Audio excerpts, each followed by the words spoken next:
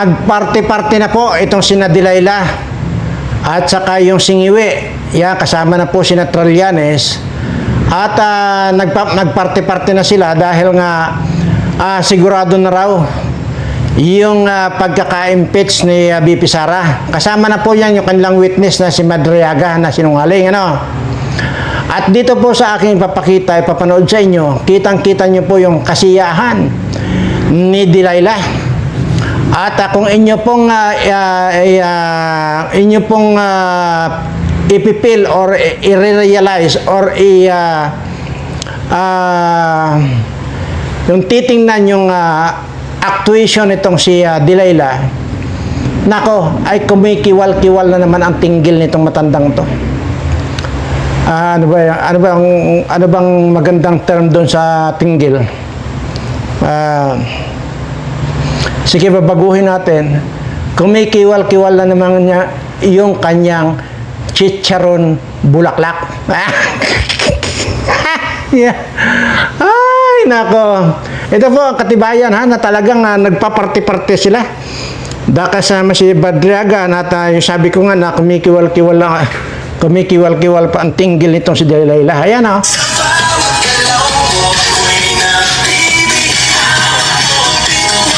Kukanin natin ha. Padidilimin ko itong kuwan. Saan ba yon? Para kitang-kita nyo paano ba sitting. Padidilimin ko ito. Aha. Ayan. Yan yata. Sige, titingnan natin ha. Kung okay.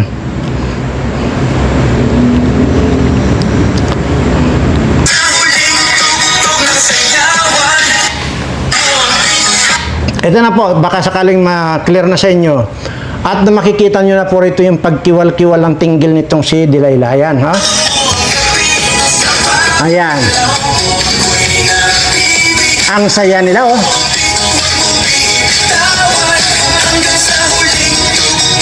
Yeah, Singiwi.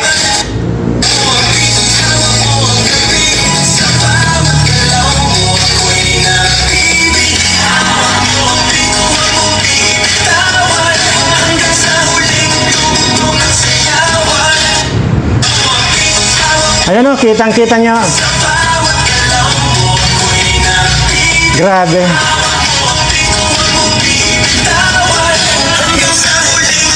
Kitang-kita nyo po yung talagang pagkakon nito. Yun nga, pagkiwal-kiwal ng kanyang tinggil. At palibasa mukhang tinggil itong si Dilayla.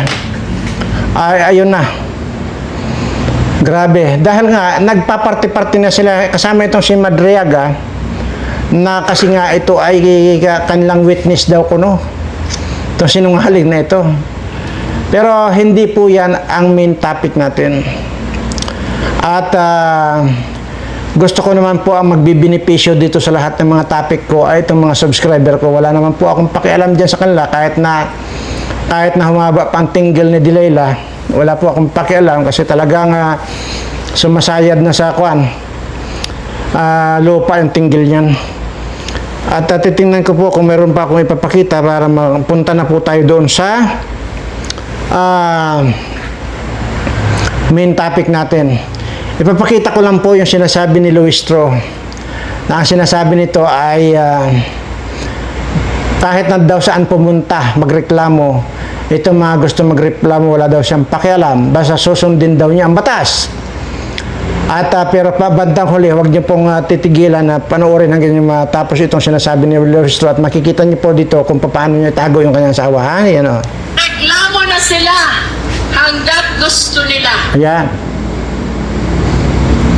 Ngunit hindi nito mababago ang isang simpleng katotohanan. Ang konstitusyon ang pinakamataas na batas. At ayon sa konstitusyon, lahat ng opisyal ay dapat may pananagutan sa taong bayan sa lahat ng oras. O yan na. Tinago ko po asawa. Yan. Wanted siya. Wanted siya. Wanted siya. Di ba yun ako eh? I cannot bear the fact na nagtutulungan ko yung ibang ako. Tama na po yun. At least narinig nyo na po yan. Kunwari, susunod siya sa konstitusyon. Pero ayan, Aminado siya na itinago niya yung kanyang asawa. Dahil ang kaso po ng kanyang asawa ay non-billable po yan, rape. Ang kaso po niyan ay tinago daw niya ang kanyang asawa. Nasaan ang kredibilidad dito na para mag-convene ng mga ganyang usaping impeachment na kung saan ay ito mismo ang hindi sumusunod sa batas. Anyway, sige, hayaan po na po natin yan. Kahit na anong pagkiwal-kiwal ng tinggil ni Delilah ay hayaan na po natin yan. Ito po ang gusto kong i-highlight dito sa mga subscriber ko.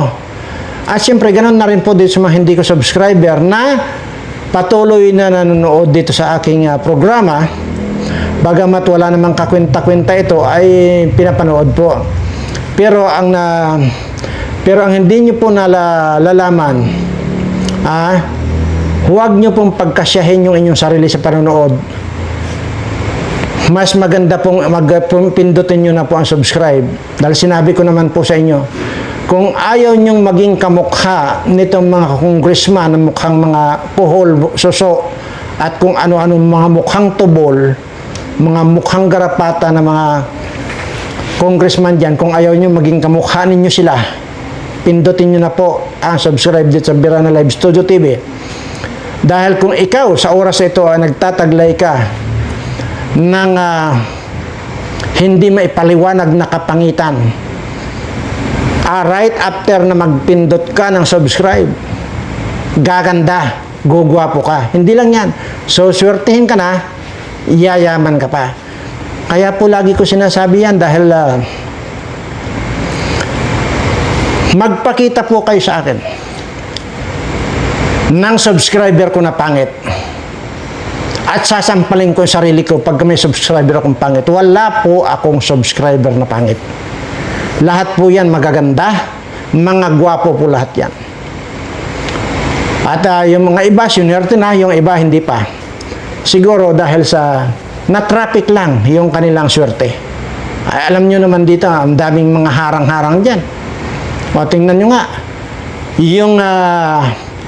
Yung increase lang na hinihingi nitong ating mga manggagawang Pilipino, hinarang pa nitong si Recton Aswang. O, kaya, pwede rin pong maharang yung swerte na darating sa inyo. At titiyakin ko sa inyo, pag dumating ang swerte, yayaman kayo. Kasi hindi po pwede na yayaman yung isang tao na hindi swerte. Kailangan swertihin ka muna. Kaya tingnan mo itong mga kwan ito. Itong mga putang inang mga politikong ito. Swerte sila sa pagnanakaw. Kaya yumaman sila. Ganun lang po. Iba-iba po yung pagbibigay ng swerte. Maaari pong ang nagbigay ng swerte rito yung mga demonyo, yung mga satanas dito. Pero ito pong mga subscriber ko, pagka dumating po ang swerte sa inyo, titiyakin ko, ang ating Panginoon po ang nagbigay ng swerte sa inyo. Yan po ang pakatandaan ninyo. Anyway, wala na tayong pag-uusapan dyan sa subscribe na yan dahil nga, abay, sino ba naman yung gustong pangit? Abay, wala. Ako man. Diba? Kung sinasabi ko sana na gaganda, gugwapo kayo pa nag-subscribe dito, tapos ang mukha ko kasing mukha niya bante na parang bayawak, ay hindi na po epektibo. O ayan, kita nyo naman, 177 years old ko na, ganito itsura ko. Abay, mag-isip na kayo. Mayroon nga po, segue lang po natin ha. Huwag kayong aalis kasi importante yung i-announce ko. Kahapon lang po ay napasyal po ako dito sa mall diyan sa EDSA. Yan diyan sa North EDSA, napasyal po ako. At mayroon lang po akong importanteng binili para dito po kailangan ng mga tao ko rito. So ngayon, habang naglalakad ako sa pasilyo, may biglang humawak sa kamay ko. Sabi sa akin, "Daddy, ikaw na ba yan?" Ako, sino tang putang ng pangit na ito? Sabi yung ganyan. "Sino ka ba?" Bakit mo, parang mukhang aswang ka? Sabi ko ganyan. Naku, sabi ko ganyan, ay, baka aswangin mo ako. Hindi mo na ba ako natatandaan, Daddy? Kako sino ka nga ba? Wala akong matandaan. Unang-una, para kang mukhang aswang. Wala akong nakausap na aswang. Napangit pa. Tanda-tanda pa. Ako yung baby mo dati. Putanginan to. Una, wala naman akong anak. Bakit mo sasabihin ikaw ang baby ko? Ayun palang ibig niya sabihin, siya raw yung naging girlfriend ko dati. Puta, paano nangyari ka ko yun? Ay mukhang 75 years old ka na. Sabi yung ganyan. Ha? Tapos para ka nang ang kukulam na, aswang ka pa. Sabi yung ganyan. Paano nangyari yun na ikaw naging bibi ko? Yun nga, Daddy eh. Ang problema po dito ngayon, sa sobrang dami kong problema dito sa naging asawa ko. Kaya tumanda na ako. Hindi ko na problema yun. Huwag mo akong hawakan. Sabi yung ganyan. Allergy ako sa mga pangit. Sabi yung ganyan. O ano bang kailangan mo? O kung gusto mo ka akong kumain, sige. Tinawag ko yung sekretary ko. Sabi ko, bigyan mo nga ito ng pangkain dyan sa kung saan siya gustong kumain. Bigyan mo, sabi, umalis lang. Kasi ang pangit talaga. Parang aswang. O. Yun po yung sinasabi ko sa inyo. Na pag nag-subscribe po kayo rito sa channel ko, hindi na po kayo tatanda. Bagkos pabata pa kayo ng pabata, paganda ng paganda, pagwapo ng pagwapo. Ito sa akin, tingnan mo. 177 years old, ganito itsura. Aba, mag-isip na kayo. Sige, at kunin natin yan. Siningit ko lang yan. Pero ito po yung importanteng sasabihin ko sa inyong lahat. Subscriber ko man at dito sa mga kapanood dito. Ang dami po. Hindi ko lang po nailista kung ilang tonelada yung mga dumating na gulay dito sa atin. Galing pong China. Kung inyo po natatandaan, paulit-ulit ko na lamang. Hindi lang po yata 1,000 bisis ko nang winarningan kayo. Di po ba? At ito, ilang toneladang gulay, carrots, at saka ano nga yung ginagawang french fries ngayon? Patatas, potato, yan. Carrots, potato, sibuyas. At saka may mga pa rin po, mga iba-iba pang mga gulay. No? Basta gulay po. Tuniladang dumating po dito sa atin. At yan po ay inismagling galing ng China. Ngayon, ano po ba yung lagi kong sinasabi sa inyo? Sana natatandaan nyo yung bawat sinasabi ko. Sabi ko nga po, ay wala mang kakwenta-kwenta itong dinidiscuss ko. Pero at least, ay kahit pa paano ay makakatulong o makakaiwas kayo sa tiyak na pagiging sa tiyak na malalaso ng katawan nyo dahil dito sa mga produktong ito na galing China. Di po ba sabi ko, lalo na itong mga carrots, patatas at saka itong sibuyas, na kapag nakakita na po kayo nang naglalakihang sibuyas, malalaki, ito po yung mga pula, ha? Mga pula, hindi po yung green, kasi yung green talagang malalaki po yan. Ito pong mga pula na sibuyas, pag nakakita na po kayo ng napakakintab, napakalaking sibuyas, asahan nyo na po yan, galing China yan. Wala naman pong iba. Ganon din po sa carrots. Sa carrots po makikita nyo na wala din sa atin yung naglalakihang carrots na talaga namang ang gaganda, ang kikinis talaga. Ma-attract ka. Kasi marami po rito, yung nagpipiling mayaman kuno. Nagyayaman-yamanan na hindi naman, ayaw nilang ayaw ba nilang gusto lagi nilang maganda. Kasi nga piling mayaman na hindi naman. Yan po. Huwag nyo na pong bilhin yan. Sinabi ko na po yan sa inyo na napakataas po ng lead content ng mga gulay na yan. Dahil nga po, ang pinagtatamnan niyan ay kontaminadong lupa na kung saan ay yun nga napakataas ng lead content. Kasi nga po, yung mga chemicals at dyan nila na itatapon sa lupang yan. Tapos tinatamnan ng mga inchik. So magaganda po, nakaka-attract po. Kasi ang gaganda talaga. Huwag nyo na pong bilhin yan. Napakabilis pong mag-develop ang kanser sa inyong katawan. At kasi nga, napakataas nga ng lead content yan. Cancer po ang aabutin niya. Kapag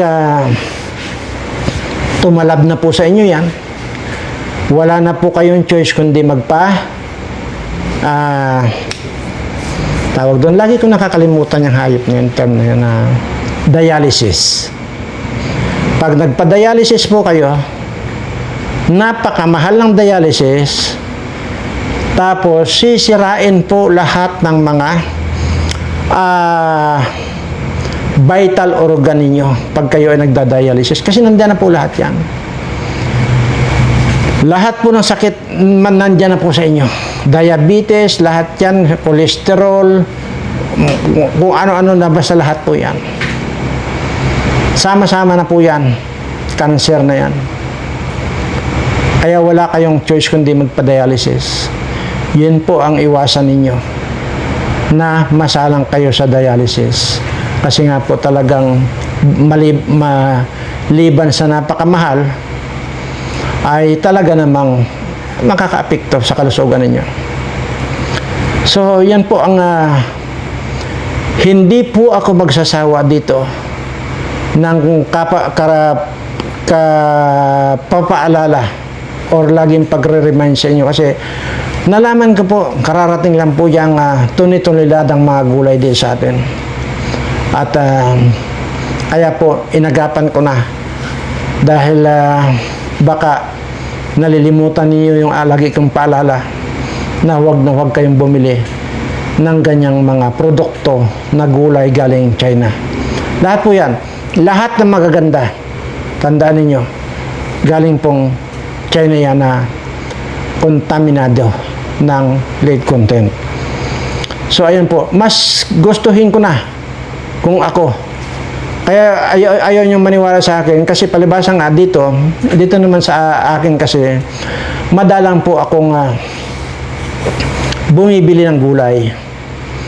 Kasi mali kahit na gaano po kainit ang panahon, mayroon po kaming area dito na nakasecure yan na kahit anong oras, anong panahon, pwede namin natatamnan yan.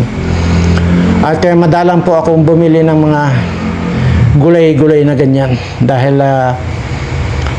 maliban sa talagang nagpapatanim ako rito at meron nagmi-maintain, talagang pangkan lang po talaga, pangkain lang po talaga. At yung mga sobra, pero marami po hindi lang pong pangkain kasama na rin po ito sa mga daladala namin pag nag-iikot kami din sa ating mga iniikutan. Kagayan lang po yung mga kamote na yan, balinghoy na yan, ay doon po sa kanila talagang hindi na po talaga sila pwedeng magtanim, mga ganon. Ay dito po sa lugar ko talagang wala pong panahon ito kasi napakaganda po yung lupa at sabi ko nga nakasecure ito na talagang anumang panahon ay pwede kami magtanim. So ayan po, kaya lahat po ng mga kinakain namin dito, kasama itong mga tao ko na nandito sa aking munting lugar na matawag ko kahit na parang bahay lang ng kalapate na sama-sama kami rito ay lahat yan ay talagang sinisigurado kong hindi kami bibili doon sa mga na-isprehan ng mga gulay-gulay na yan. Ganon din po sa isda. Sa isda po ay anumang oras, anumang araw, kung gusto namin ng tuna, mayroon lang po kaming pinupuntahan dito, nandiyan po ang tuna. Kung gusto naman namin yung ordinaryong isda, meron din po. So, pero hindi po namin ina-abuse yun. Kung ano lang po yung kailangan namin, yun lang hinuhuli namin. Sila pala, yung mga kasama ko rito. Ganun po. At speaking of isda po ay ingat din po kayo na yung mga nanggagaling pong ibang bansa, yung ini-import na, nag-i-import po tayo ng isda, galonggo, ini-import po natin yan, baka hindi nyo alam.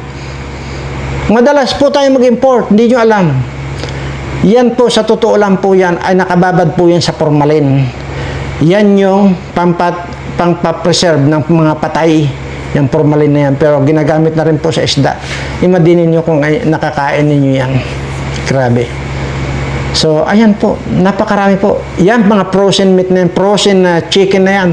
Naku po, yung pong tipid kayo ng tipid, hindi nyo alam, ang magsasuffer sa inyo, yung mismong kalusugan ninyo o katawan ninyo.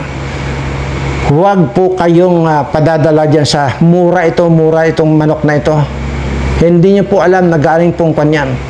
Inismaggle po yan na naka-frozen nga. Ha? Naku, napaka-kwan po yan. Napaka-delikado lalo. Kung itong isda may formalin na, how much more itong mga isda na ito? Hindi lang yan, mga baboy pa.